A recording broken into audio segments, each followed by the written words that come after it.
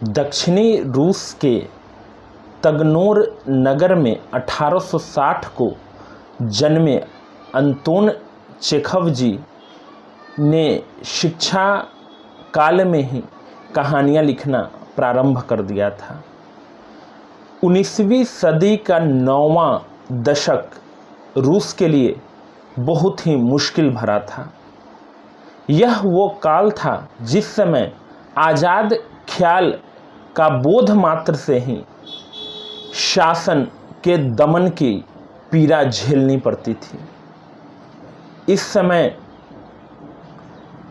Chekhov जी ने उन मौका परस्तों को बेनकाब करते हुए कई कहानियाँ लिखी जिनके लिए पैसा और पद ही सर्वोपरि था।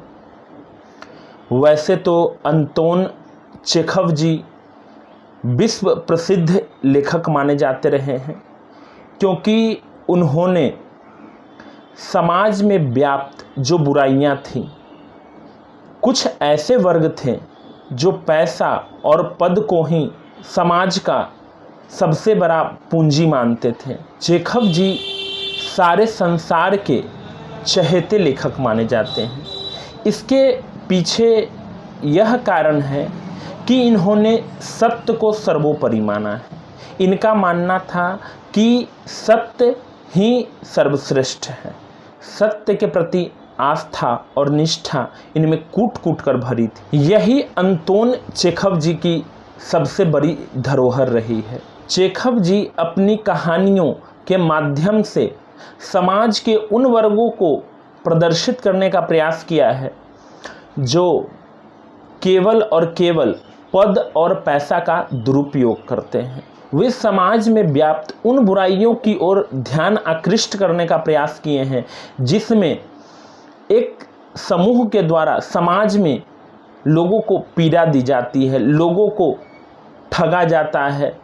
उन्होंने अपने कहानियों के माध्यम से यह कहने का प्रयास किया कि समाज में समतामूलक कार्य होने चाहिए, लोगों को समान अधिकार होना चाहिए।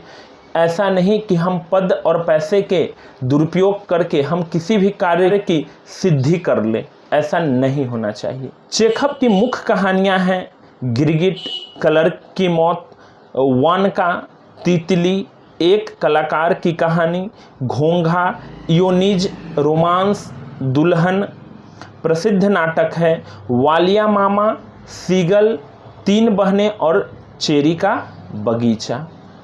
वैसे तो इनकी मृत्यु 1904 ईस्वी में हो गई, लेकिन इन्होंने अपने जीवन काल में जो भी रचनाएं की वह कहीं ना कहीं उस बुराई के ऊपर कुठाराघात है जो कहीं ना कहीं हमें वर्तमान स्थिति में भी दिख जाती है। अंतोन चेखव जी ने 1884 में लिखी गई गिरगिट कहानी का वर्णन किया है, जब जारशाही शासन चापलूसों, भाई भतीजावाद के पोषक अधिकारियों के बूते चल रहा था।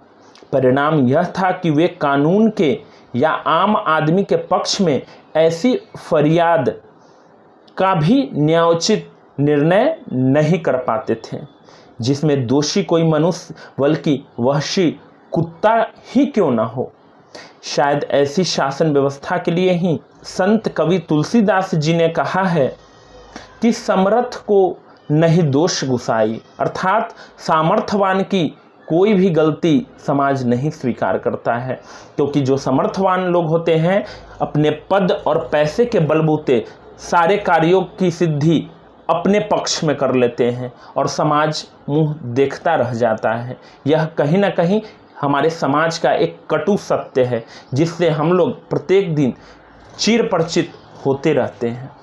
अब मैं आपको गिरगिट कहानी पढ़कर हाथ में बंडल थामे पुलिस इंस्पेक्टर ओचू मेलो नया ओवरकोट पहने हुए बाजार के चौराहे से गुजरा। उसके पीछे अपने हाथों में जब्त की गई झरबेरियों की टोकरी उठाए लाल बालों वाला एक सिपाही चला आ रहा था। चारों ओर खामोशी थी। चौराहे पर किसी आदमी का निशान तक नहीं था। दुकानों के खुले दरवाजे भूखे जबरों की तरह भगवान की इस सृष्टि को उदास निगाहों से ताक रहे थे। कोई भिखारी तक उनके आसपास नहीं दिख रहा था। सहसा ओचू मेलौ के कान में एक आवाज गूंजी, तो तू काटेगा? तू शैतान कहीं का! ओ छोकरो, इसे मत जाने दो, इन दिनों काट खाना मना है। पकड़ लो इस कुत्ते को। आह! तब किसी कुत्ते के किकियाने की आवाज़ सुनाई दी। ओची मेलौ ने उस आवाज़ की दिशा में घूम घूम कर घूरा और पाया कि एक व्यापारी पिचुगिन के काठ गोदाम में से एक कुत्ता 3 टांगों के बल पर रेंगता हुआ चला आ रहा है। छींट की कलफ लगी कमीज और बिना बटन की वॉस्केट पहने हुए एक व्यक्ति कुत्ते के पीछे दौड़ रहा था। गिरते पड़ते उसने कुत्ते को पिछली टांग से पकड़ लिया। फिर कुत्ते का किकियाना और एक चीख मत जाने दो दोबारा सुनाई दी। दुकानों में ऊँघते हुए चेहरे बाहर झांके और देखते ही देखते जैसे जमीन फाड़ कर निकल आई एक भीड़ काठ गोदाम को घेर कर खड़ी हो गई। हुजूर, ये तो जन शांति भंग हो जाने जैसा है, सिपाही ने कहा। तो तू काटेगा? पकड़ लो इस हरामी को। ओह! उसी वक्त किसी कुत्ते के किकियाने की आवाज़ पर जब इंस्पेक्टर ने मुड़कर देखा तो एक व्यापारी पिचुगिन के काठ गोदाम से एक कुत्ता 3 टांगों पर रेंगता हुआ निकला। ओचू मेलौ मुड़ा और भीड़ की तरफ चल दिया। उसने काठ गोदाम के पास बटन विहीन वास्केट धारण किए हुए उस आदमी को देखा जो अपना दायां हाथ उठाए वहां मौजूद था तथा उपस्थित लोगों को अपनी लहूलुहान उंगली दिखा रहा था। उसके नशीले से हो आए चेहरे पर साफ दिख रहा था, शैतान की औलाद, मैं तुझे छोड़ने वाला नहीं। और उसकी उंगली भी जीत के झंडे की तरह गरी दिखाई दे रही थी। ओची मेलौ ने उस व्यक्ति को पहचान लिया। वह ख्यूक्रिन नामक सुनार था और इस भीड़ के बीचों बीच अपनी अगली टांगे पसारे नुकीले मुंह और पीठ पर फैले पीले दाग वाला अपराधी सा नजर आता। सफ़ेद बारजोई पिल्ला ऊपर से नीचे तक कांपता पसरा पड़ा था। उसकी आंसुओं से सनी आंखों में संकट और आतंक की गहरी छाप। यह सब क्या हो रहा है? भीड़ को चीरते हुए ओची मेलौ ने सवाल किया। तुम सब लोग इधर क्या कर रहे हो? तुमने अपनी यह उंगली क्यों ऊपर उठा रखी है? चिल्ला कौन रहा था? हुजूर, मैं तो चुपचाप चला जा रहा था, मुंह पर हाथ रखकर खांसते हुए ख्यूक्रिन ने कहा। मुझे मित्रिच से लकड़ी लेकर कुछ काम निपटाना था। तब अचानक इस कमबख्त ने अकारण ही मेरी उंगली काट खाई। माफ़ करें, आप तो जानते हैं मैं ठहरा एक कामकाजी आदमी। मेरा काम भी एकदम पेचीदा किस्म का है। मुझे लग रहा है 1 हफ्ते तक मेरी यह उंगली अब काम करने लायक नहीं रहेगी। तो हुजूर, मेरी गुजारिश है कि इसके मालिकों से मुझे हर्जाना तो दिलवाया जाए। यह तो किसी कानून में नहीं लिखा कि हुजूर की आदमखोर जानवर हमें काट खाएं और हम उन्हें बर्दाश्त करते रहें। अगर हर कोई इसी तरह काट खाना शुरू कर दे तो ज़िंदगी तो नर्क ही हो जाएगी, इंस्पेक्टर साहब ने कहा। ओचू मेलौ ने अपना गला खसखसाते हूँ ठीक है।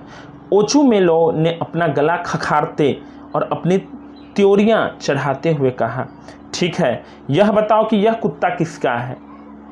मैं इस मामले को छोड़ने वाला नहीं हूँ। कुत्ते को इस तरह आवारा छोड़ देने का मज़ा मैं इनके मालिकों को चखा कर रहूँगा, ये इंस्पेक्टर साहब ने कहा। जो कानून का पालन नहीं करते, अब उन लोगों से निपटने का वक्त आ गया है। उस बदमाश आदमी को मैं इतना जुर्माना ठोकूंगा ताकि इसे इल्म हो जाए कि कुत्तों और जानवरों को इस तरह आवारा छोड़ देने का नतीजा क्या होता है।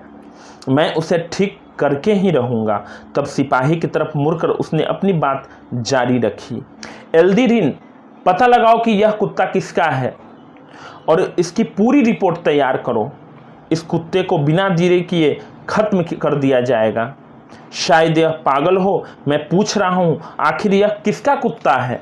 मेरे ख्याल से यह जनरल झिगालॉव का है। भीड़ से एक आवाज़ उभर कर आई। जनरल झिगालॉव? हु एल्दीरिन? मेरा कोट उतरवाने में मेरी मदद करो। उफ, आज कितनी गर्मी है। लग रहा है बारिश होकर रहेगी। वह ख्यूक्रीन की तरफ मुड़ा। एक बात मेरी समझ में नहीं आती, आखिर इसने तुम्हें कैसे काट खाया? अब इंस्पेक्टर साहब को लगा कि कहीं ना कहीं यह जनरल का कुत्ता है। अब तो वो क्या कर रहे हैं, उस पद पे आसीन व्यक्ति की मदद करना वो प्रारंभ कर देते हैं। यह तुम्हारी उंगली तक पहुंचा कैसे? तू इतना लंबा तगड़ा आदमी और यह रत्ती भर का जानवर। जरूर ही तेरी उंगली पर कोई कील वगैरह गर गई होगी और तत्काल तूने सोचा होगा कि इसे कुत्ते के मत्थे मरकर कुछ हर्जाना वगैरह ऐंठ कर फायदा उठा लिया जाए। मैं तेरे जैसे शैतान लोगों को अच्छी तरह समझता हूँ। इसने अपनी जलती सिगरेट से इस कुत्ते की नाक यूं ही जला डाली होगी। हुजूर, वरना यह कुत्ता बेवकूफ़ है क्या जो इसे काट खाता? एल्दीरिन ने कहा, हुजूर, मैं जानता हूँ यह ख्यूक्रीन हमेशा कोई न कोई शरारत करता रहता है। अबे ओ काने की औलाद, तुझे मुझे ऐसा करते जब देखा ही नहीं तो झूठ मूठ में सब क्यों बके जा रहे हो? हुजूर तो खुद बुद्धिमान आदमी है और बखूबी जानते हैं कि कौन सच बोल रहा है और कौन झूठ। यदि मैं झूठ बोलता पाया जाऊं तो मुझ पर अदालत में मुकदमा ठोक दो। कानून सम्मत तो यही है कि सब लोग अब बराबर हैं। मैं यदि आप चाहे यह भी बता दूं कि मेरा एक भाई पुलिस में है। बकवास बंद कर। नहीं, यह जनरल साहब का कुत्ता नहीं है, इंस्पेक्टर ने कहा। सिपाही ने गंभीरतापूर्वक टिप्पणी की कि जनरल साहब के पास ऐसा कुत्ता नहीं है, उसके तो सभी कुत्ते पोंटर हैं। तुम विश्वास से कह रहे हो? एकदम हुजूर, तुम सही कहते हो। जनरल साहब के सभी कुत्ते महंगे और अच्छी नस्ल के हैं। कितना भद्दा और मरियल सा कुत्ता है। कोई सभ्य आदमी ऐसा कुत्ता काहे को पालेगा? तुम लोगों का दिमाग खराब तो नहीं हो गया है? यदि इस तरह का कुत्ता मॉस्को या पिट्सबर्ग में दिख जाता तो मालूम हो उसका क्या हश्र होता। तब कानून की परवाह किए बगैर को छू कर दी जाती। तुझे इसने काट खाया है तो प्यारे एक बात गांठ बांध ले, इसे ऐसे मत छोड़ देना। इसे हर हालत में मज़ा चखवाया जाना जरूरी है। ऐसे वक्त में शायद यह जनरल साहब का ही कुत्ता है। गंभीरता से सोचते हुए सिपाही ने कहा, इसे देख लेने भर से तो नहीं कहा जा सकता कि यह उनका नहीं है। कल ही मैंने बिल्कुल इसी तरह का एक कुत्ता उनके आंगन में देखा था। हाँ, यह जनरल साहब का ही तो है। भीड़ में से एक आवाज़ उभर कर आई, हूँ एल्दीरिन, मेरा कोट पहन लेने में ज़रा मेरी मदद करो। मुझे इस हवा में ठंड लगने लगी है। इस कुत्ते को जनरल साहब के पास ले जाओ और पता लगाओ कि क्या यह उन्हीं का तो नहीं है। उसने कहा कि यह मुझे मिला और मैंने इसे वापस उनके पास भेजा है। और उनसे यह भी विनती करना कि वे इस गली में चले आने से उनसे कहना कि यह मुझे मिला और मैंने इसे वापस उनके पास भेजा है। और उनसे यह भी विनती करना कि वे इसे गली में चले आने से रोकें। लगता है यह काफ़ी महंगा प्राणी है। हाँ, हर गुंडा बदमाश इसकी नाक में सिगरेट घुसेरने लगे तो यह तबाह ही हो जाएगा। तुम्हें मालूम है कुत्ता कितना नाजुक प्राणी है? और तू अपना हाथ नीचे कर बे, गधा कहीं का। अपनी इस भद्दी उंगली को दिखाना बंद कर। यह सब तेरी अपनी गलती है। उधर देखो, जनरल साहब का बावर्ची आ रहा है, जरा उससे पता लगाते हैं। ओ प्रोखोर, इस आना भाई, इस कुत्ते को तो पहचानो, क्या यह तुम्हारे यहाँ का है? एक बार फिर से तो कहो, इस तरह का पिल्ला तो हमने कई जिंदगियों में नहीं देखा होगा।